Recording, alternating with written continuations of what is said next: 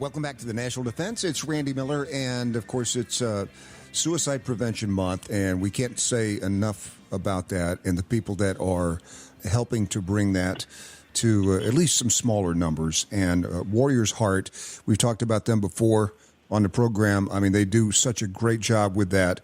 And one of the players in that is Master Sergeant and best-selling author Justin Jordan. And the way that they help heal over 3,000 heroes, heal and prevent veteran suicide, joins us here on the National Defense. Justin, how are you? I'm well, Randy. How are you? Thanks for having me. Yeah, absolutely, man. Thanks for the time. I'm really fascinated at your story because you had an MOS that I had never heard of since I've been doing this show. But I mean, it's something that's absolutely vital to do in a military, but it's just something that I've never heard of. Talk about your time in the military. Absolutely. So I joined the Air Force in 1993. Pretty quickly after high school, I tried some different jobs, but then I went into the Air Force.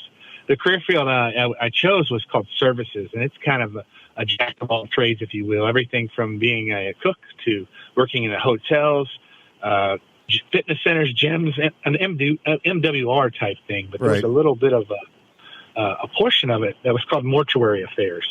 And I did that for a good portion of my career, 6 or 7 out of the 20 years I served. That entailed everything. Oh, go ahead. Yeah, that's what I was going to ask you. What did the job require? So our job was to be a liaison for the families, right? So everything from viewing the remains post autopsy to working with the funeral homes, making sure the embalmings were done correctly, both stateside and deployed locations. In the 6 years that I did it, I was stationed at Davis-Monthan Air Force Base, and I saw just about everything that you can imagine. Oh, man, I can't even imagine. I mean, and 6 years of that, right? Yes, sustained 6 years. I did it on and off at different times in my career field downrange, different locations. But for the time I was at Davis-Monthan, I was the unit deployment manager and mortuary non-commissioned officer in charge. Man, so that has to affect you. I mean, I can't imagine somebody doing that job and not being affected in a very deep way.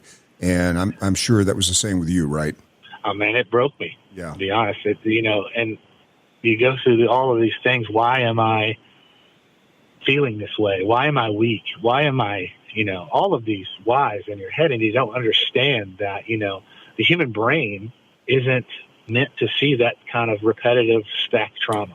It's not meant to see trauma at all. Right. So when you account that, it's kind of a normal reaction, a post-traumatic stress reaction to seeing that much death. I would think so, that if you didn't feel something, that's when you're in trouble, I would imagine. Absolutely. And that's a good point, right? One of my therapists, when I was going through treatment, had said, man, I would worry about you if you weren't having a post-traumatic stress response. Because then you just don't feel, right? And a lot of our warriors that come back from, seeing things that the brain just isn't equipped to handle, we're told on every baseball diamond and football field, and, in America, to suck it up. Right. Quit being a baby. Shake it off. Rub some dirt on it, right? Right. And we want to be that. We're warriors. We're tough. We chose to protect and serve. And now we're feeling these symptoms of weakness, hypervigilance, insomnia goes with it, major depressive disorder, and which leads to the suicide epidemic that we see in our veteran and first responder communities. And I know that you went through a fair amount of that yourself, right? I did. I mean, I'd be lying to you if I didn't tell you I know what gunmetal tastes like. It's not something I'm very proud of, but at the same time, it's something that I was able to work through and be able to come out on the other side and have some real post-traumatic growth. Well, and you're one of. I was just going to say, Justin, you're one of the very few people, I think, that can then translate that for another warrior that's going through the same thing because you've been there. Absolutely. And that's what's beautiful about Warriors Heart, where I currently work. Right? We're warriors healing warriors. You have to earn the right. If a warrior is struggling, they're not just going to listen to anybody. Right. Just any Joe off the street. Yeah, you have to have some earned experience.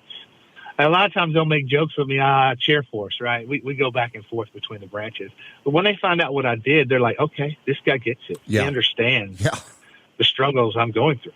And you actually wrote a book about this called And Then I Cried, Stories of a Mortuary NCO.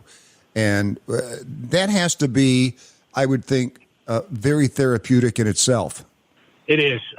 So how that came about, I actually went to treatment at a place called in Salt Lake City. I was an active duty master sergeant. And when I was there, part of our therapies, we would come and share our stories in group with the other teammates I was in there with.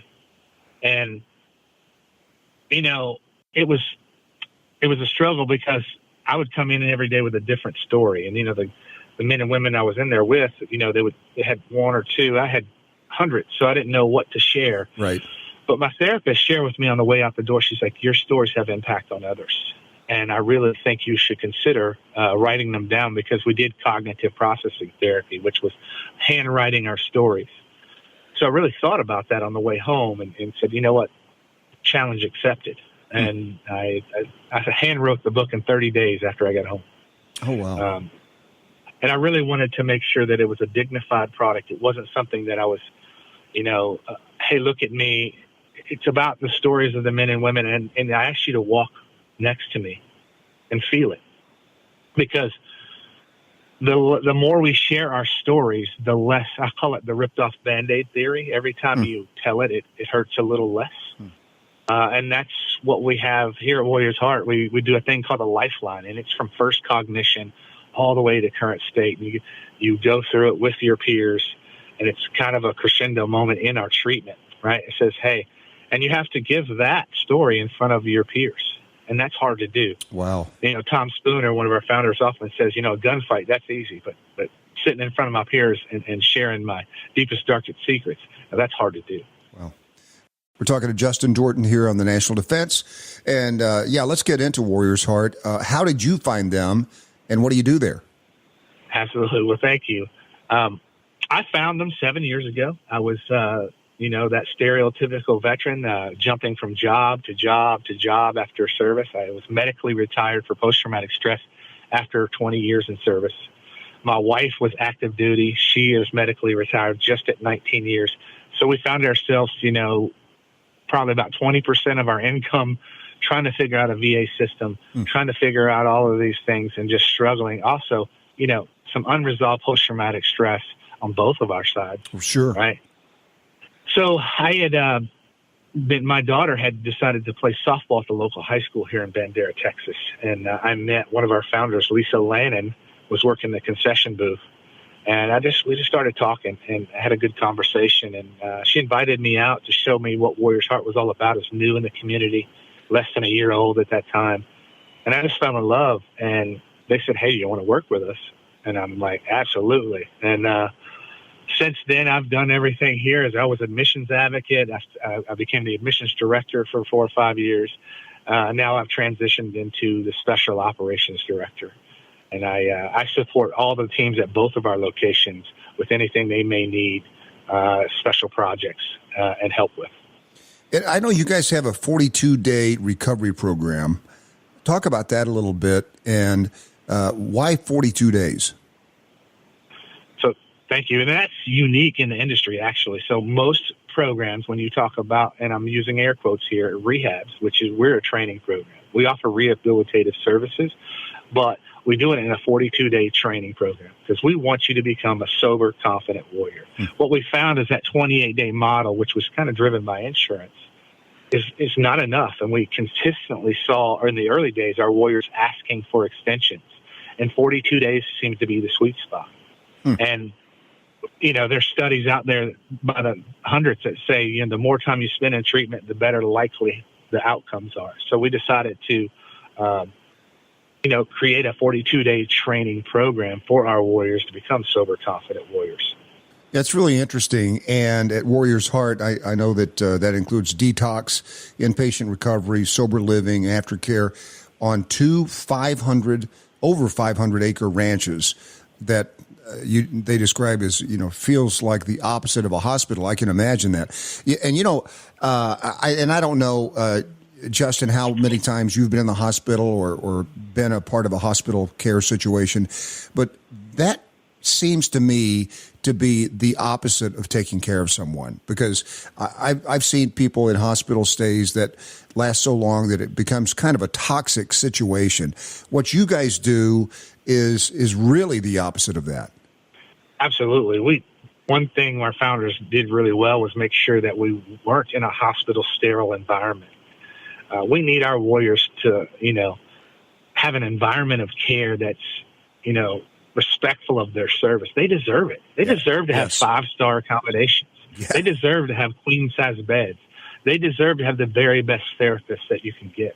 So, and that's because they've given so much. So that's what we really strive hard to do, is create an environment that really speaks to that. And when they get here, it falls off of them so much quicker. Because I can remember when I went in the hospital, the first thing I did was wait 2 hours in a hospital waiting room to see anyone. Right. We don't do that. We say welcome home the second you get here, and our staff immediately takes you in. We start doing the necessary paperwork. Our nurses meet with you. And then if you need detox, you go into that level of care. And another thing that's different, too, is if you do require some type of detox services, that doesn't count towards your 42 days of treatment. That's an addition. So you're not going to be 7 days, 5 days in a detox, and that cuts into your treatment. No, you still get the full 42 days. And then you guys, it's not done then. You offer follow-up and keep checking in with these folks, right? Absolutely. When they get here, they get a Mission My Life, and that works through their aftercare. We also have a sober living facility here in Texas, which offers intensive outpatient programming. And we also do transmagnetic stimulation, or TMS. We do a brand called MERT, which is a targeted form of brain stimulation that helps with TBIs, post-traumatic stress, you name it. So we run the full gamut, all the different modalities of care for this addiction, as well as substance abuse and post-traumatic stress disorder, as well as other co-occurring psychological disorders. Man, that is incredible. That's so cool. We're talking to Justin Jordan here on the National Defense and Warrior's Heart, and they get to have some fun too. I mean, it's electives like fishing and hiking, canine therapy, equine. Listen, I'm going to talk to you about equine a little bit, because I live on a horse ranch and I'm married to a horse trainer, and nice. There is no better therapy than, what's that old saying? Is the back of a horse is good for the inside of a man, and that's is right. Absolutely true, man. I mean, we've even had we've played horse soccer with veterans, and it's just when you're working with a horse or you're around a horse, you better be attentive. Or that's right. Be on the ground. Absolutely. So we have a great relationship here. So Bandera, I don't know if you know, is the cowboy capital of the world. So what better place to get the very best equines in the world, right? So we have a great relationship with a local gentleman named Mario, who runs our equine program. And the Warriors get to learn husbandry. They get to ride some horses at our Texas location. And our Virginia location is it's a newer facility, about a year old, almost to the day. 9/11, we opened last year. So we're still working on starting that one up, but we should see that coming online very soon. That's cool. In our Virginia location. I just participated in an event last month in Austin, just about an hour outside of Austin, and it was sponsored by Ford, is one of our sponsors, and they did a Bronco off rodeo, and it was all for veterans. I was it was great. It was great, and they put you in these Broncos.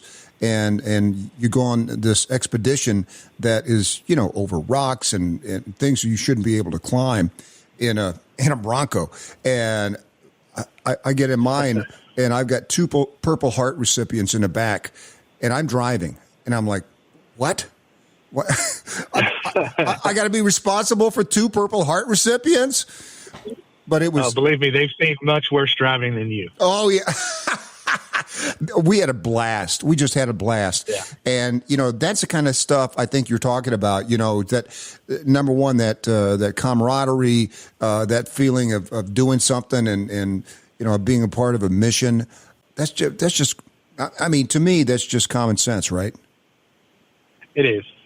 So one of the things that really sticks out to me when you talk about those kind of things, we owe it to our warriors to live our very best lives. Absolutely. Right?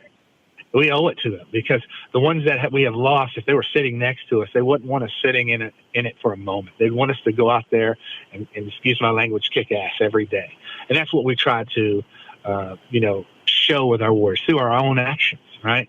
Go out there and live it every single day. And I tell you, I've had most post-traumatic stress since I started living my life that way than I've ever had in any therapy room. It's just because, like I said, we owe it to those to live our very best lives. And it's a blessing to be able to do this work. How's your wife doing? She's great. She loves animals, so she now works at a veterinary clinic. She is a receptionist there and does some teching on the side. And I now have 5 dogs because of that. 5 dogs, wow. Oh, man, I tell you, we gotta love it. It's frustrating at times, but I'm a bald guy, so I can't pull any of my hair out anymore. But if it makes Mama happy, it makes me happy. That's right. That's exactly right. Hey, listen, man, I always tell people, if you have a problem getting out of the house, you have a problem exercising, you have a problem, being a part of something, get a dog. That's right. Because first thing in the morning, you're out. That's right. They'll get you up. They won't let you slack, right? That's right. And when you have 5 of them, it's even worse. Yeah. So, Justin, people that are listening to this, if they are in that deep hole of depression and thinking about suicide, yeah, I mean, what do you tell? What do you say? I say give us a call, right? Go to our website. There's the numbers right there. That they can reach www.warriorsheart.com, and they can reach out to us 24/7. We have advocates standing by, and that's not just for veterans too. That's for law enforcement officers. Sure, because that's for dispatchers. That's for men and women in any type of service. That's the warrior class, right? If you served your country or your community, then we want you to call when you need that help. Let's see if we can figure out a plan for you. To get that help. And it's not only just, even if you're not struggling with addiction, we're going to find a place that is going to work for you, right? We have several relationships built with other facilities that may treat that specifically. For us, we do need to have some type of substance abuse or addiction involved in the diagnosis, sure, because that's our primary, but we do treat the co-occurring simultaneously. But if it's just, other things, and we have a team of our missions advocates that are, made up of law enforcement officers, veterans, spouses, you name it. So they earn the right and they get it. So just looking for someone to talk, give us a ring. Go to that website, and our number's right there on the very top. Yeah, and I'm going to go ahead and mention that number. It's 866-955-4035. 866-955-4035. If you want to write that down right now. This is just such a great organization, Warriors Heart. Man, Justin, thank you so much for your story, and thank you for your service. Thank you for the time today and everything that you're doing every day for veterans. Well, thank you. The pleasure is all mine. It's always good to share the story of Warriors Heart. Next time I'm in Texas, I'm going to come and look you up. You're always welcome. Come tour. Thank you, man. Have a great day. You too. We'll be right back here on the National Defense.